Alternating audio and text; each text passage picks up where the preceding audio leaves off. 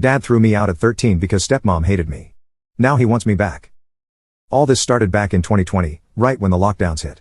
I was 13 at the time, living in Houston, and things were pretty okay between me and my stepmom, Laura. Honestly, I saw her as a second mom. She had been around for a while, and we always got along. She was nice to me, and I liked being around her. I never felt like she treated me differently from how she would have treated her own kid. So, when she found out she was pregnant, I was excited for her. At the time, my real mom, Rachel, who's a surgeon, was working like crazy because of the pandemic. Since her schedule was nuts, I ended up staying with my dad, David, and Laura during the lockdown. It was supposed to be a temporary thing, but with everything happening, it turned into a much longer stay than anyone expected. In the beginning, everything seemed normal. We were all just trying to get through lockdown life, watching movies, hanging out, that sort of thing. I figured it would be nice spending more time with them, especially since Laura was pregnant. I thought I'd be a big part of this new chapter, helping out with the baby and being an awesome big sister. But yeah, that's not how things went. When Laura was around 4 months pregnant, stuff started to shift. At first, it was little things. She'd snap at me over something small, and I'd think, okay, maybe she's just having a rough day. I mean, she was pregnant, stuck at home, and dealing with lockdown stress. I tried to brush it off because it wasn't a big deal, right? But it didn't stop. Actually, it got worse, a lot worse.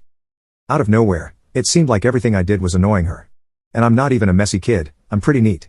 I followed the house rules, helped with chores, and did what I was supposed to. But nothing I did was good enough for her. She'd walk into a room, see me sitting there, and just sigh loudly, like my presence was ruining her day. It was like she couldn't stand to be around me anymore, and I couldn't figure out what I'd done wrong. I started spending most of my time in my room. I didn't want to make things worse, so I just stayed out of the way. I'd come out to do chores or grab food, but other than that, I tried to be invisible. Even then, she'd still get mad. One time, she came into my room absolutely furious, yelling about how my room smelled so bad it was making her sick. I looked around and couldn't see what she was talking about. The only thing in there was a half-eaten bag of chips on my desk. That's it. Before I could even say anything, she started crying, full-on sobbing like I had done something terrible. My dad rushed in to comfort her, as always, telling her it was okay and trying to calm her down. I just stood there completely confused, like, what just happened? They blamed it on her pregnancy, saying the hormones were making her extra sensitive. But to me, it didn't feel like hormones. It felt like she genuinely hated me, and no one wanted to admit it. It wasn't just that one day, either. Everything I did seemed to set her off. I'd sit quietly reading or watching something on my phone, and she'd walk in and get mad that I wasn't helping around the house, even though I'd already done my chores for the day. Or I'd be in the kitchen getting a snack, and she'd come in huffing about how I wasn't cleaning up fast enough, even if I was literally in the middle of washing a dish. The worst part? My dad didn't defend me. Not even once. Every time she'd get upset, he'd just stand there trying to calm her down, telling me to be more understanding or that she's going through a lot with the pregnancy. But he never asked how I was feeling. It was like I didn't even matter, I was just there, in the way. I started feeling like a total outsider in my own home. I couldn't be in the same room with them without feeling like I was walking on eggshells. I tried to talk to my dad about it, asking him why Laura was treating me like this, but he always brushed it off. He'd say stuff like, she's just stressed, or, she doesn't mean it, she's just having a hard time. But after a while, it didn't feel like she didn't mean it. It felt like she did. It got to the point where I didn't want to leave my room at all. My mental health tanked. I started feeling like I was the problem, like I wasn't wanted there. I'd lie in bed at night worrying that my dad was just going to tell me to leave. The anxiety was so bad that my hair actually started falling out. I remember pulling out handfuls of it, just sitting there in shock, wondering how things had gotten so messed up so fast. I tried to make things better, I really did. I started doing more chores, trying to stay as helpful and out of the way as possible. I cleaned the kitchen, did the laundry, all of it. But no matter what I did, it wasn't enough. Laura would still find something to complain about. One day, it would be the way I folded the towels, the next, it would be that I left a cup in the sink for too long. The tension in the house was unbearable. The air felt thick, like everything was about to explode at any second. I couldn't relax or just be a normal kid in my own home. I dreaded every moment I had to leave my room. Even when I tried to tune it all out with headphones, it didn't help. The stress was suffocating. I tried to act like it wasn't affecting me, but deep down, I knew I was breaking. I just wanted to go back to my mom's house, but with the pandemic and her crazy work hours, I was stuck. Every day felt like walking on a tightrope, not knowing when Laura was going to snap again or when my dad was finally going to tell me I wasn't welcome anymore. The more I thought about it, the more it seemed like maybe Laura didn't want me there at all. That idea stuck with me, and it scared me. Because at 13, where was I supposed to go if things got worse? Then, on a normal day, or as normal as things could get in that house, I was sitting in the kitchen, scrolling through my phone, just trying to pass the time. I remember it so clearly because I wasn't doing anything out of the ordinary. I wasn't making a mess or being loud or anything. I was just sitting there, waiting for my cereal to get soggy. I like it that way, Weird, I know, but that's just how I've always eaten it. Anyway, I was minding my own business when Laura walked in. At first, she didn't say anything. She just stood there, looking around like she was on a mission to find something wrong. The kitchen was spotless, I had cleaned it that morning. Dishes were done, counters wiped down, everything was in its place. But still, she huffed, like she couldn't believe what she was seeing. Like somehow, I was the source of all her problems just for existing in that space. Then, she started cleaning, aggressively. Clattering dishes in the sink, wiping the counters so hard it sounded like she was scrubbing concrete. The whole time, she was muttering under her breath about how some people don't know how to clean up after themselves and how the kitchen was always a disaster.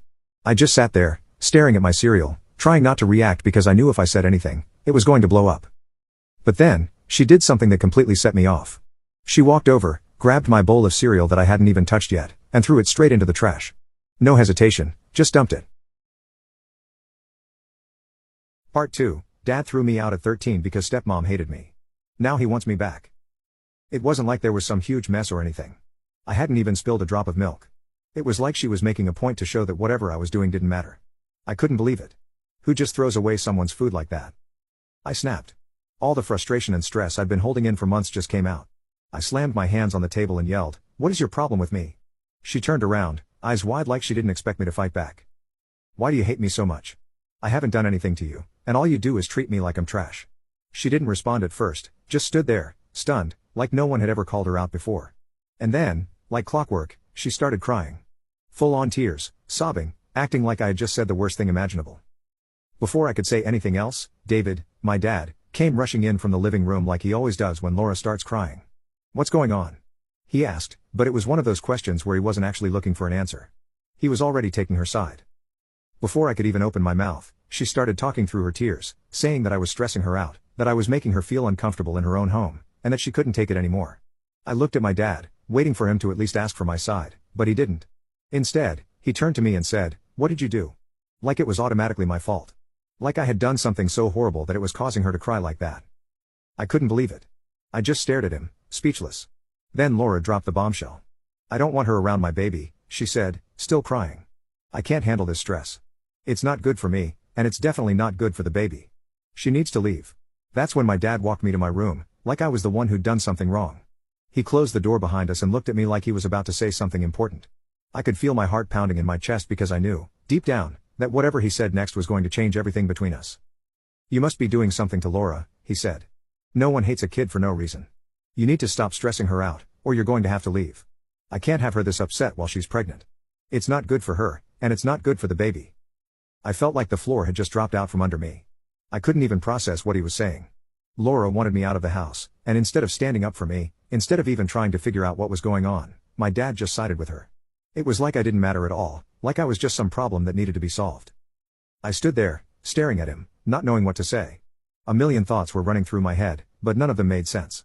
All I could feel was this crushing weight in my chest, like I was suffocating. I didn't know what to do, so I just nodded, grabbed a bag, and started packing some clothes. I didn't want to be there anymore anyway, not after everything that had happened. I went back to my room, locked the door, and posted on social media asking if anyone had a place for me to stay. I explained the situation in detail, not holding anything back. I didn't care if people thought I was being dramatic or whatever. I just needed to get out. My phone started blowing up almost immediately, but I ignored it. I grabbed my backpack, stuffed some clothes in, and climbed out the window. It wasn't hard, my room was on the ground floor, and it's not like I hadn't done it before. I just wanted to be anywhere but there. I didn't even know where I was going at first, but I figured I could crash at a friend's place for a while. I couldn't stand being in that house another second, not after what my dad had said. I walked for about 30 minutes before I even thought to turn my phone back on. Messages flooded in, my dad, Laura, people commenting on my post. I didn't read any of them. I just turned it off again and kept walking. I ended up at my friend's house, and her parents let me stay the night. I didn't tell them everything, just that things were rough at home and I needed a place to crash. They didn't ask questions, which I was grateful for. I texted my mom from my friend's phone to let her know what happened. She couldn't call me right away, she was in surgery, but she said she'd send my aunt to pick me up the next day. That was good enough for me. I just needed a break from all of it. By the time I finally crashed that night, I couldn't stop thinking about what my dad had said, "No one hates a kid for no reason." That sentence kept replaying in my head over and over, and the more I thought about it, the angrier I got. How could he think that? How could he just assume that I was doing something to deserve this?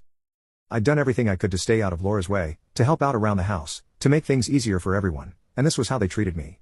I didn't know what was going to happen next, but I knew one thing for sure, I wasn't going back to that house, not after what they said. The morning after I left, I woke up at my friend's house feeling a little bit numb. Everything that happened the night before was still swirling around in my head, but it was almost like it hadn't really hit me yet. Like I knew I wasn't going back to my dad's house, but it hadn't fully sunk in that this might be permanent. My friend's parents were super nice, didn't ask any awkward questions. They just gave me breakfast and let me chill in their living room. I didn't want to talk about what had happened. I was still trying to process everything. I didn't even know how I felt about it yet, mostly just tired, like emotionally drained, you know? Around midday, my Aunt Maggie showed up. She gave me that concerned look you get when people know something's wrong but don't want to make it worse by asking too many questions. We didn't say much to each other at first. She just helped me grab my stuff from my friend's place and drove me back to her house. I was relieved, honestly. I always felt safe at Maggie's. She's that cool aunt who always gets it, never judges and knows when you just need space.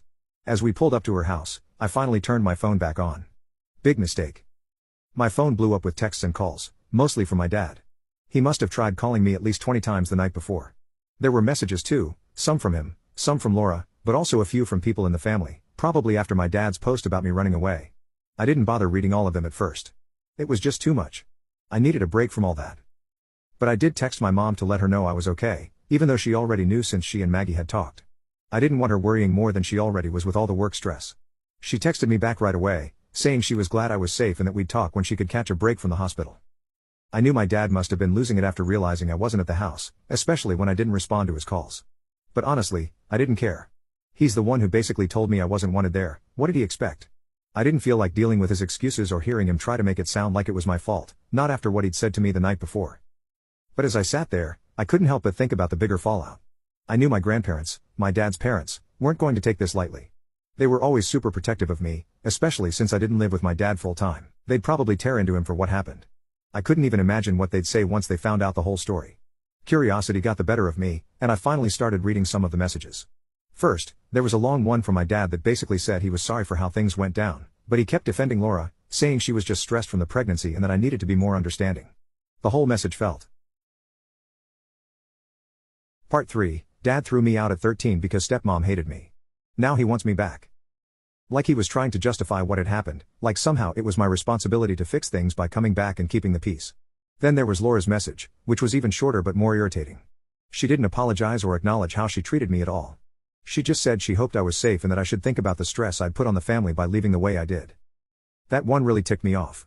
Like, she had the nerve to act like I was the one who'd caused the stress? It wasn't long after that when the family texts started coming in. My grandparents were furious. They didn't even bother texting me, they went straight to calling my dad out on social media, asking how he could let things get so bad that I felt like I had to run away. My dad hadn't expected that. His post about me being missing was obviously meant to make people feel bad for him, but it completely backfired. Everyone turned on him, asking why his own daughter would feel the need to leave and questioning what was going on in that house. I could tell from the tone of his later messages that he was panicking.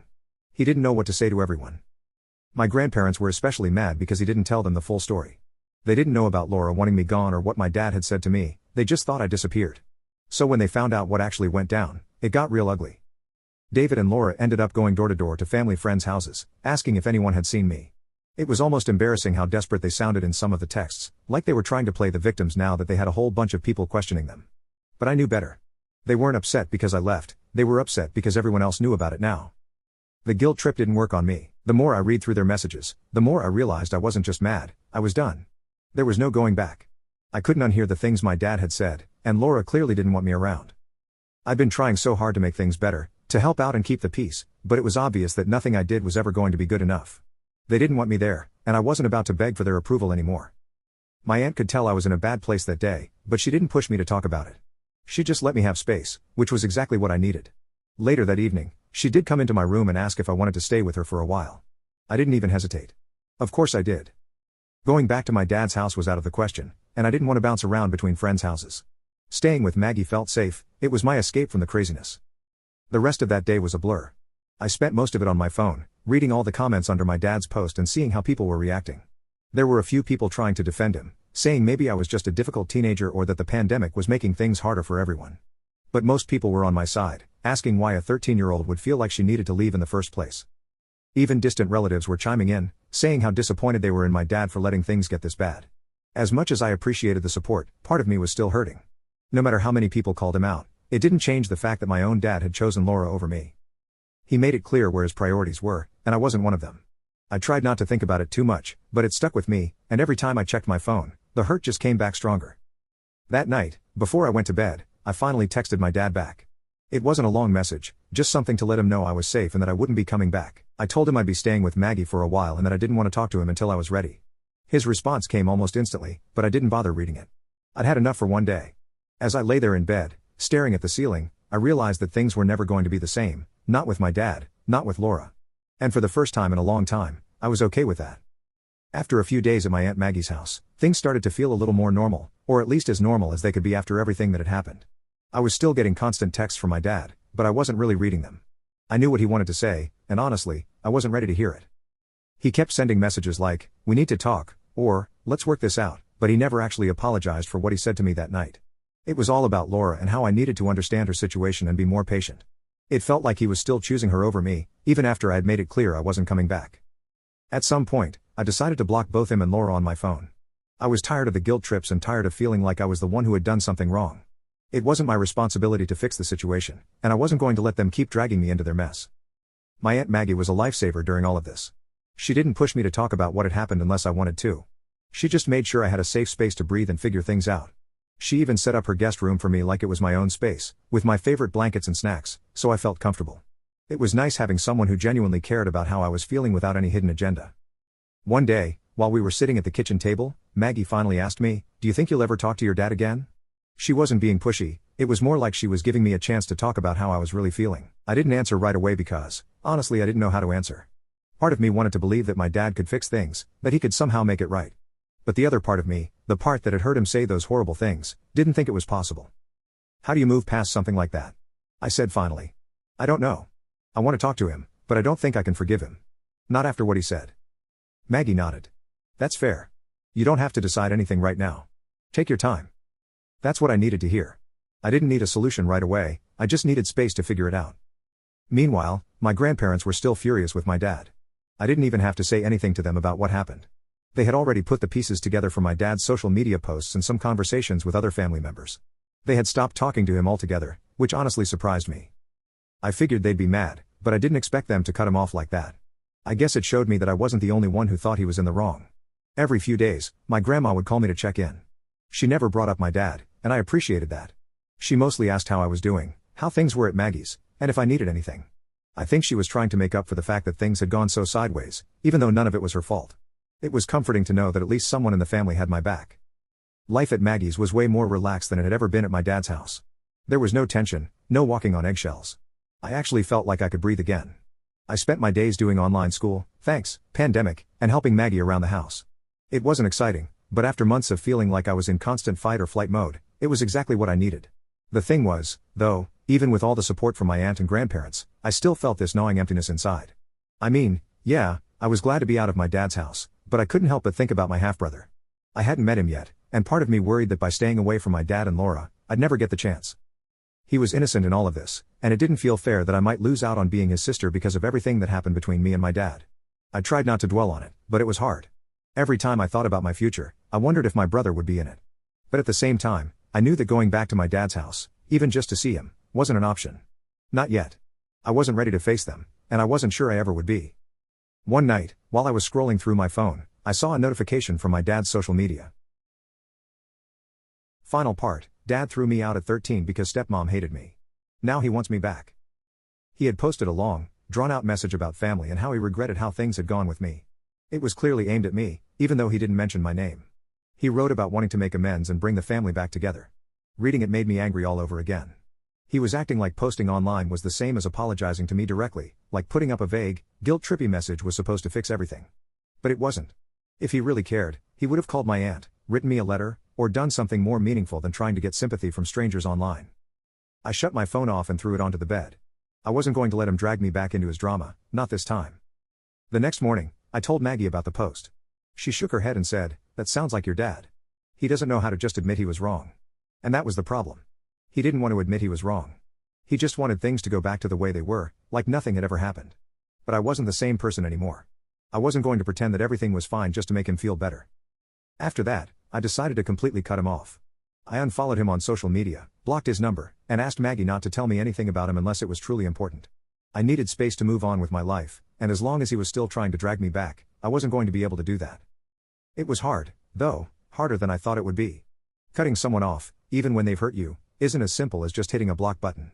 There were moments when I wanted to reach out, moments when I missed the way things used to be.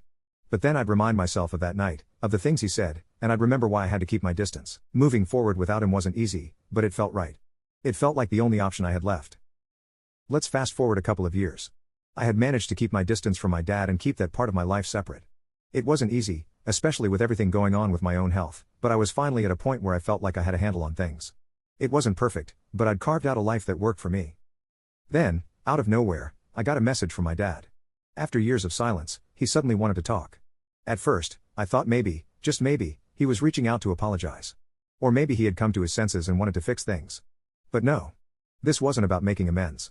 It was about his life falling apart and me being the only one who could apparently help him pick up the pieces. Turns out, his wife, my stepmom, had completely flipped on him. She started accusing him of being violent, aggressive, and even misogynistic. The whole 9 yards. And the kicker? It was all fake. She was pulling the same garbage she had pulled on me years ago, but this time, he was the one on the receiving end of it. I'll admit, when I first read his message, I had this weird sense of déjà vu. I could almost hear her voice in my head, throwing out the same wild accusations, twisting the truth to make herself look like the victim. I'd been there. I knew how it felt to be gaslit by her. But the difference was, when she did it to me, my dad stood by her and let it happen. He even got physical with me over it, and I was the one who was thrown out of the family. Now, he was the one kicked out of the house, and he had nowhere to go. I'll be honest, it was hard to feel any sympathy for him. From what I gathered, she had turned everyone in their social circle against him. He was facing serious legal charges, accusations flying left and right, and no one believed his side of the story. She painted him as this monster, and now he was desperate. But what really got me was the part where he said he tried going to his parents, my grandparents, and they disowned him. My grandparents. These were the same people who had always been in his corner, no matter what. And now, even they were done with him. Apparently, when he showed up on their doorstep looking for help, they told him he wasn't welcome. They basically told him that after how he treated me, he wasn't part of the family anymore.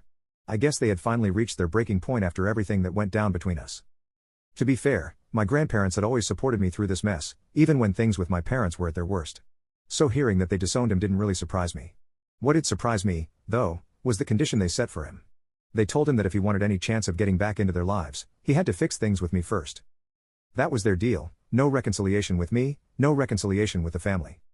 And that's why he was reaching out. Not because he felt bad for how things went down. Not because he realized what he did was wrong. But because he needed me to fix his mess. When I read that part, I couldn't help but laugh a little. It was so typical of him, really. He hadn't changed at all. He didn't want to apologize or make things right because it was the right thing to do. He just wanted to do whatever he had to do to get back into my grandparents' good graces. It was all about him, like it always had been. I wasn't even mad, to be honest, I was just done. The years of silence and the distance had given me time to heal. Not completely, of course, but enough to realize that I didn't need him in my life. I had already moved on without him, and now he was trying to weasel his way back in because he had no one else left. So when he asked if we could talk things through, I didn't hesitate. I told him straight up, no. That was it, no long explanation, no attempt to soften the blow, just a simple, firm no. I wasn't going to be his lifeline. Not after everything he'd done, and certainly not because he suddenly needed me to clean up his mess now that his wife had kicked him to the curb. But of course, he didn't take that well. He sent me a flurry of messages after that, trying to guilt-trip me into helping him. He said things like, "I'm still your father and family should stick together in hard times," as if that had ever meant anything to him before. He kept insisting that we could work things out, but I wasn't falling for it. I knew he didn't care about fixing things with me, he just wanted back into the family, and I was the only thing standing in his way. I didn't respond to any of his other messages after that. I blocked him and moved on with my day. Honestly, it wasn't even that hard. There was no emotional struggle, no second guessing. I had made my peace with this situation a long time ago. He wasn't part of my life anymore, and that wasn't going to change just because he suddenly found himself on the other side of things. The truth is, he made his choices. He chose to stand by his wife when she was tearing me apart. He chose to push me away, to side with her lies and manipulation. And now, when he's finally seeing her true colors, he wants me to swoop in and save him. No. I'm not doing that. He can deal with the consequences of his choices, just like I had too. As for my grandparents, I respect their decision to disown him. They saw what he did to me, and they're holding him accountable for it. That's more than I ever expected, honestly. But as far as fixing things between us? That's never going to happen, not after everything. So that's where we are now. My dad's life is in shambles, and he's trying to reach out to me to make things right, but only because it benefits him. And I'm not interested. I'm not going to be his ticket back into the family, and I'm not going to let him back into my life just because he's run out of other options. So yeah, I told him no, and I don't regret it for a second.